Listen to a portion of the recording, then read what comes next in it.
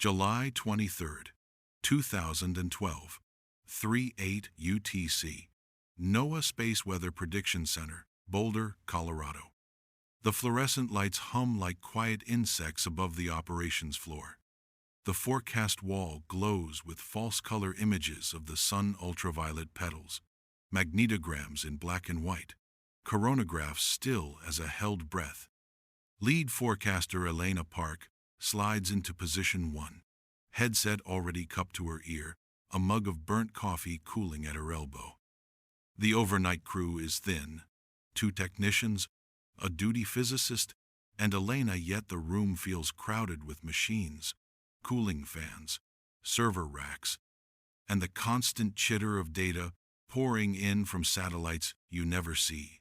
SDO, SOHO, GOES, and the twin stereo probes strung out along Earth's orbit like silent sentries. A soft chime cuts through the room. On the GOES display, the X-ray flux needle begins to climb. Class uptick, says Ben Ortiz, technician on comms, tapping in a timestamp. Active region 1520 rotating off the limb. Could be nothing. Elena leans forward. The magnetogram shows a knot of twisted polarity, black and white, chewing at each other. An electrical storm stamped into the photosphere. Or something, she says. Ravi, eyes on AIA 131.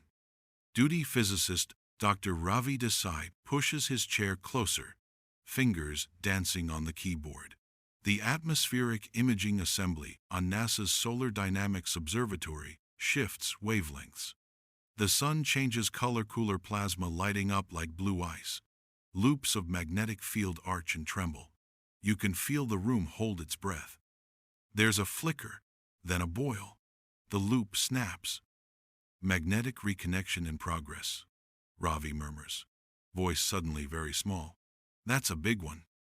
On the display, plasma rips free from the solar surface, an incandescent fist punching into space.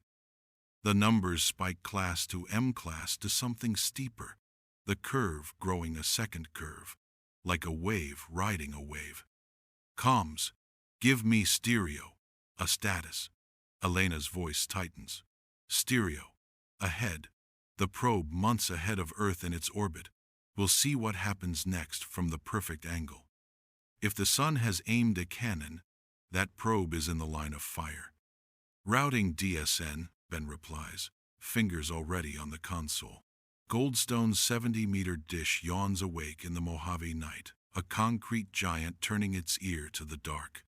The room's speakers catch the handshake, a scatter of static. Then telemetry scrolls, hex characters turning to numbers. The team can read particle flux, instrument health, clock sync. A second alarm bleats. The Soho Lasco C2 coronagraph blooms with light as the solar disk is blocked, revealing a halo of ejecta swelling outward like a ghostly flower. A faint outer rim outruns the brightness shock front. CME, Ravi says. Steady because the word itself requires it. Fast. How fast? Working it. Elena pinches the bridge of her nose, remembering a photograph taped to the side of the console. The 1st of September 1859, a Victorian astronomer named Carrington, watching a sunspot flash, sparks leaping from telegraph keys on the far side of the world. The Carrington Event, the storm all storms are measured against. It's the story every forecaster knows, the bedtime story that never lets you sleep. The room trembles with another chime. SDO's helioseismic and magnetic imager reports field lines collapsing like broken scaffolding.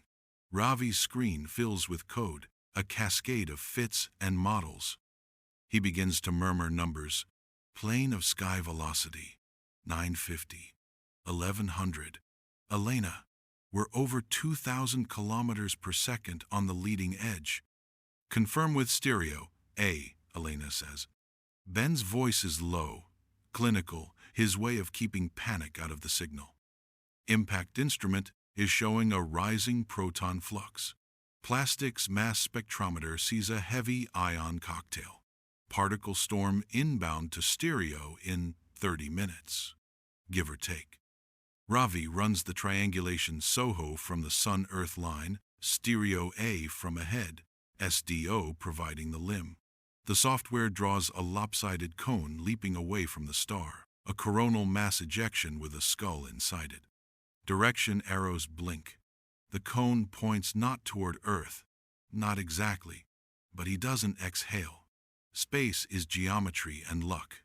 Give me central meridian distance, Elena says. Source regions moving off the west limb from Earth's perspective, Ravi says. But from stereo A's vantage, it's near disk center. His fingers stop. He looks up. Stereo A is going to take a direct hit. A silence slides into the room, not absence, but heavy presence, like desert heat. Outside, the night presses against the windows. Inside, the star on the wall keeps exploding the way it always has, and always will. Forecast? Ben asks. Elena watches the halo widen, a pale ring racing across the void.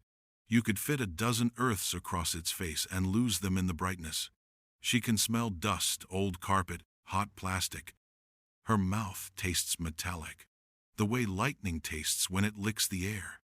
Worst case, she says, and the words scratch her throat on the way out. The flank clips us. Grid instability, radiation storms, GPS degradation. Best case, it sails wide and beats up our forward sentinel. On the speaker, a new voice crackles, the Deep Space Network operator from Goldstone, all business.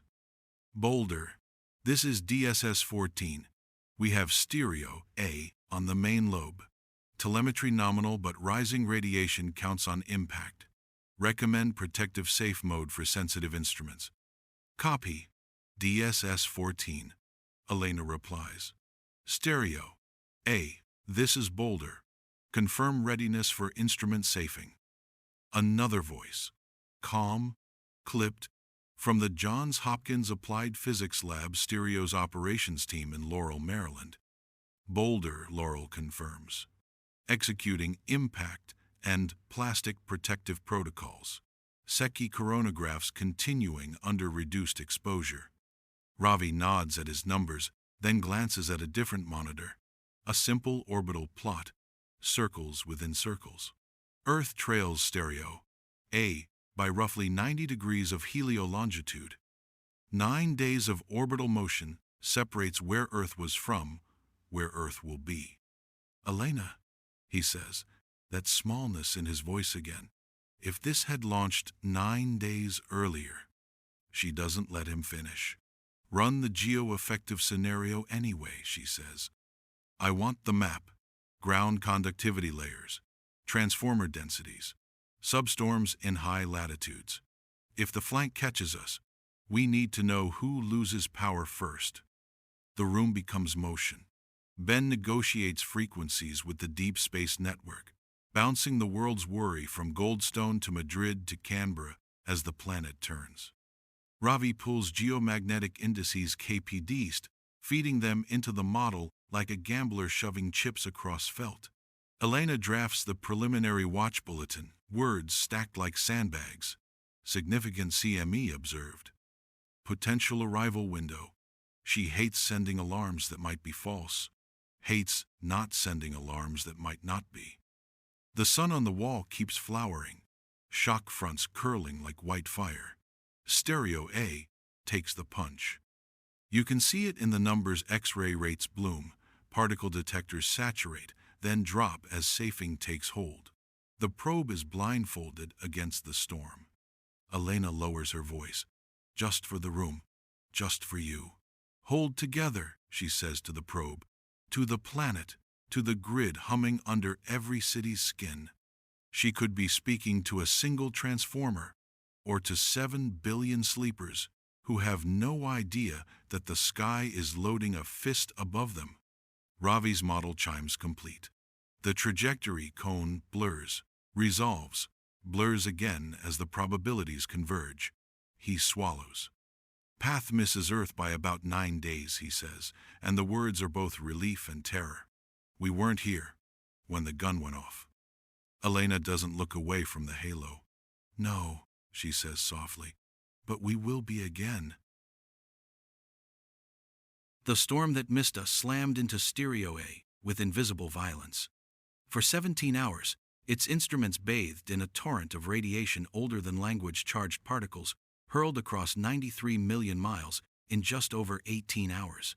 Data feeds turned to static. Cosmic rays saturated detectors until they glowed white with phantom heat. In Boulder, Elena and Ravi watched the telemetry decay on the screens, like a heartbeat fading on a monitor. Then, silence. The sun had swallowed its watcher. They didn't know yet what they were seeing. Not exactly. But the instruments that did survive whispered fragments. Particle density off the charts. Plasma velocity higher than any recorded since the dawn of space weather observation. It was a Carrington-class coronal mass ejection, the kind that could tear through the planet's magnetic field like paper. Ravi stared at the monitor long after the others had gone quiet. "If Earth had been there," he muttered, "this would have been a reset button for civilization." Elena didn't reply. Her eyes traced the faint, circular plot on the projection wall, a fragile blue orbit suspended in black. The gap between where Earth was and where Earth would be 9 days glowed, like a wound too small to see until it's already bled you dry. 9 days. It doesn't sound like much. But in cosmic mechanics, it's a whisper's distance between existence and erasure. The last time the sun fired a storm like this directly at Earth, there were no satellites, no internet, no electrical grids. It was September 1859, and a British astronomer named Richard Carrington was sketching sunspots in his small observatory when the flare erupted. Minutes later, telegraph lines across Europe and North America exploded in sparks. Operators were thrown from their chairs. Some systems kept sending messages even after they were unplugged, powered by the energy of the storm itself. The auroras that followed painted the sky blood red as far south as Havana and Rome. In Colorado, miners woke at midnight, thinking it was dawn. One described it later as fire in the heavens. That was in an age lit by kerosene and candlelight. Now, everything from airliners to hospitals to the phone in your pocket hums on a current that a solar storm could erase in seconds. Elena's team ran simulations of the 2012 event. The numbers were brutal. If that coronal mass ejection had struck Earth, its shockwave would have compressed the planet's magnetosphere to half its size. Induced currents would have surged through every power line, every transformer, every rail. The grid across North America, Europe, and parts of Asia would have failed simultaneously. Not tripped, failed. Satellites would have gone blind or burned, GPS constellations knocked out, communication networks erased, planes mid-flight losing navigation, banking systems, data centers, hospitals, all dependent on power that no longer existed. In hours, the world's heartbeat, digital, synchronized, fragile, would have stopped. And there's the part no one wants to think about: how long it would have taken to fix. Elena's hand trembled as she scrolled through the Department of Energy projections. Replacing a single high-voltage transformer, the kind that powers an entire region, could take a year, maybe 2. Manufacturing backlogs. International supply chains. If multiple failed at once, rebuilding civilization wouldn't take days. It would take decades. Ravi leaned back from his console, exhaustion bleeding through his voice. 9 days, he said again. That's all that saved us geometry. Outside the Space Weather Center, the night pressed against the glass like a living thing. The sun had already set for Colorado, but 93 million miles away, its afterglow was still crossing the void. Elena stepped out into the parking lot. The sky above her was ordinary, black, cold, infinite. She tilted her head back and stared at the stars, wondering how many of them had already died before their light reached her. How many near misses humanity had never known about, unrecorded, unremarked, unremembered. The universe doesn't warn you when it aims. It only blinks. By dawn, the data had settled into patterns terrifying, elegant, undeniable. The 2012 solar storm wasn't just another burst of plasma. It was a near-perfect twin of the Carrington Event, traveling faster, hotter, denser than anything modern instruments had ever recorded. For scientists like Elena, it wasn't only proof of the sun's fury, it was a reminder of how fragile the digital skeleton of civilization really is. 9 days. Had Earth been positioned just a fraction further along its orbit, less than 1/20th of the distance between our planet and the sun, it would have taken the full impact. The term the physicists used was geo-effective. Ravi preferred a simpler one: catastrophic alignment. In Maryland, at NASA's Goddard Space Flight Center, the Stereo Mission Control Team gathered to debrief. A room full of men and women who had just watched their probe endure what Earth never should. The screen at the front of the room replayed the CME in false color, a coronal mass ejection, arcing like a molten wave across half the solar system. The plasma cloud was immense, billions of tons of electrified gas moving at over 2,000 kilometers per second. If that cloud had struck our magnetic field head-on, the energy released would have been the equivalent of several billion nuclear bombs, not as an explosion, but as a silent pulse of electric chaos. Dr. Janet Luhman, one of the senior heliophysicists, turned to her team. "The 2012 event," she said quietly, "is our wake-up call. The next one may not miss." While the scientists analyzed magnetic field vectors and plasma temperatures, others began running impact scenarios. The National Academy of Sciences had modeled a similar event years earlier. The conclusion was bleak. 130 million people in the U.S. alone could lose power. Water treatment and food refrigeration would collapse within days. Transportation grids would seize trains, ports, and pipelines, dead in their tracks. The world's financial systems, reliant on synchronized digital networks, would grind to a halt. Within a week, modern civilization would start to peel apart. And yet, the silence surrounding this event was deafening. No headlines, no breaking news, no international summit on solar defense. While in 2012 the world watched the Olympics in London, a cosmic bullet the size of Earth's orbit had passed unseen. Back in Boulder, Elena wrote her report for NOAA's historical record. Event classification: extreme CME, west limb origin, non-geo-effective. It would become just another line in the log, filed between thousands of others. But her closing note, a single sentence in the final paragraph, stood out. A direct impact of this magnitude would have caused global technological failure beyond immediate recovery. She saved the document, exhaled, and shut down her monitor. The room was quiet now. Only the hum of the servers remained, that faint mechanical heartbeat that connects one hemisphere to another. Later that evening, Elena found herself alone, on the observation deck, overlooking the Rockies. The air was still, sharp with cold. Somewhere below, millions of lights glowed: street lamps, phones, office towers, each one a pulse of power drawn from an invisible grid. 9 days separated all of that from nothing. The wind rose. It carried the faint sound of a transformer buzzing in the distance, and for a moment she imagined what silence would sound like if every light went out. She didn't have to imagine long, because every 11 years, the sun's cycle resets, its magnetic poles flip, its activity surges, and new regions of chaos crawl across its surface. The next peak was already approaching. And history, Elena knew, had a short memory. March 2025. The solar cycle had entered its maximum phase. Across the globe, observatories were already seeing the signs: twisted magnetic fields, expanding sunspots, filaments of plasma so large they could swallow entire planets. Elena was no longer on the night shift. She'd been promoted to senior space weather analyst, now training younger teams who'd grown up in a world where internet outages were the worst catastrophe they could imagine. Her job wasn't just to forecast storms anymore, it was to prepare humanity for one. Still, she often thought about 2012, the near miss, the bullet that no one saw.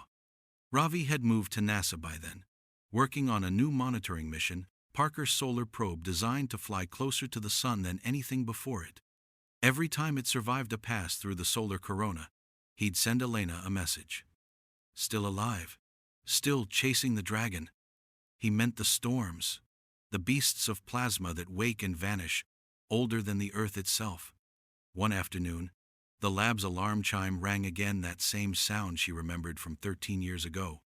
Only this time, it wasn't the faint chirp of routine data. It was the sharp metallic tone reserved for major solar activity. On the wall, the sun burned white hot. A flare erupted from its eastern limb, so large it spanned half a hemisphere. The numbers climbed X1, X2, X5. Elena froze. Her heart remembered before her brain did. "Trajectory?" she called out.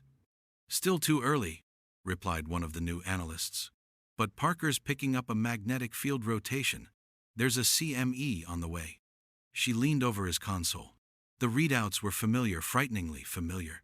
The velocity curve, the density, the polarity, all eerily close to the event from 2012. Except this one was aimed directly at Earth. The next hours passed like days. NASA, NOAA, and the European Space Agency coordinated through emergency channels. The Deep Space Network rerouted antennas to track the CME's expanding front. Airlines prepared polar route diversions. Power grids in Canada, Norway, and Alaska shifted to protective standby. The world had learned a little, but not enough. On social media, people noticed auroras appearing at strange latitudes: New York, Paris, Tokyo. The colors bled across the night like slow lightning. Beautiful, terrifying. Few understood that what they were watching was the magnetic shield of Earth straining under the impact. In command centers around the world, generators hummed as backup systems came online. One engineer whispered, "This is it, the big one." And yet, the storm didn't destroy us. Not fully.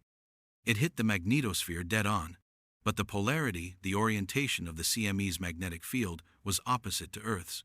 Instead of ripping it open, it slid, partially deflected. Satellites went dark for hours. Some low-orbit craft tumbled.